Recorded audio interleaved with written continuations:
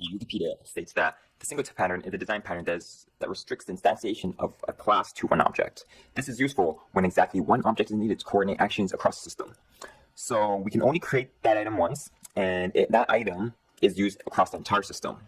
One example of this would be a logging file. We only need one instance of that logging file, and assuming we don't want multiple instances. So let's assume that the system will always reference to that one logging file, which is pretty common in my opinion. And since there's only one, then it will be referenced throughout the entire system because we don't want to generate multiple files. That's going to get confusing. We want everything to be in one localized file. So with that being said, we're going to go ahead and program a logging file. So let's go ahead and take a look at the class diagram.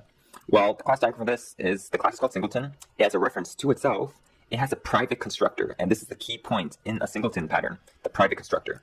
Then we also have a get instance, which will grab the instance of the Singleton pattern. So this is where we ensure that the only one instance is always created. So without further ado, let's actually get started.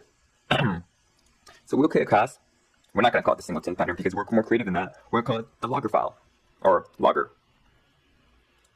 Now, if you recall from the class diagram, it states that it has a reference to itself, which is private.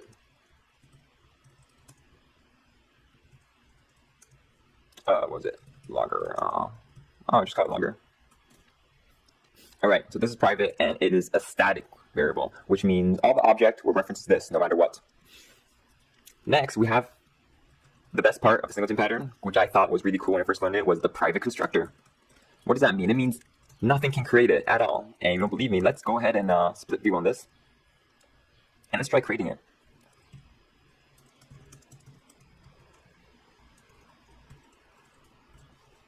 Wow, we're getting error. Cannot access private constructor logger here. So there's no way we can create the logger file. Okay. So what's next? Oh wait, no, that's just...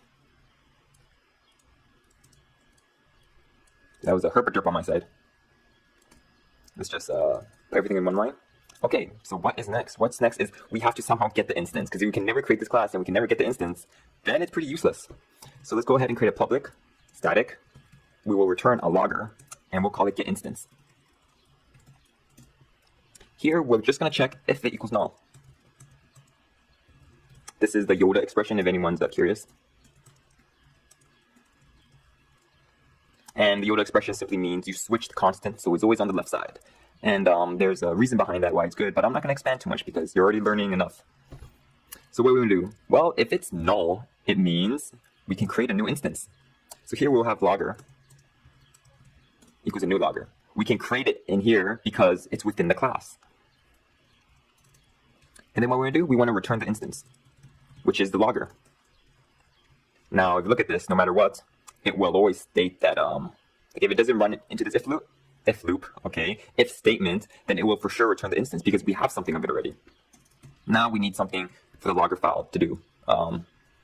What should the logger file do? Write to file. Let's just write to file, because that's what a logger does. It writes to something, to record something. And here we're just going to write a console.write line, but let's pretend it's actually writing to the file. All right. Let's kind of expand this over that. And if you're using C#, which is an awesome, then you can use this, which states that check if this is null. If it is null, then assign this and return it. But if that's too confusing, let's just go ahead and stick with this. All right, so this code is invalid right here. We'll go ahead and delete them. Let's expand this so we can see more. Okay, so that is typically it for the Singleton pattern. So let's go ahead and create an instance of it and see how it runs. Now we can create, again, new logger. We can't do this directly because of the private constructor. Instead, we're going to have to get around that by stating that it is a logger.getInstance. And that is it. We grab the new instance from the static method. And then log.write to file. Let's have a console.read just to read key, just to see it pause.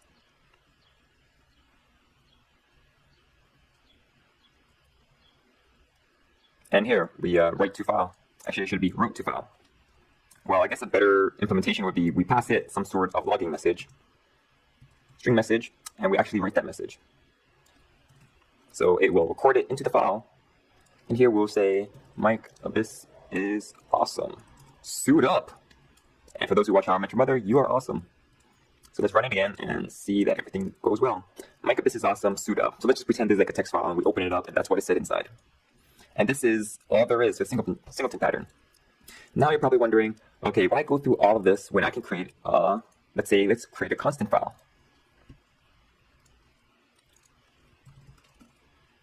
Constants. And we'll have some sort of static reference. Well, and throughout the program, you're gonna assume that we will always initialize it at the beginning. So let's go ahead and comment these out. So let's just say, why don't we just do this? Create reference, or create object, and then just ensure that we never create the object ever again. You know, just do it at startup, and you know, a lot less code.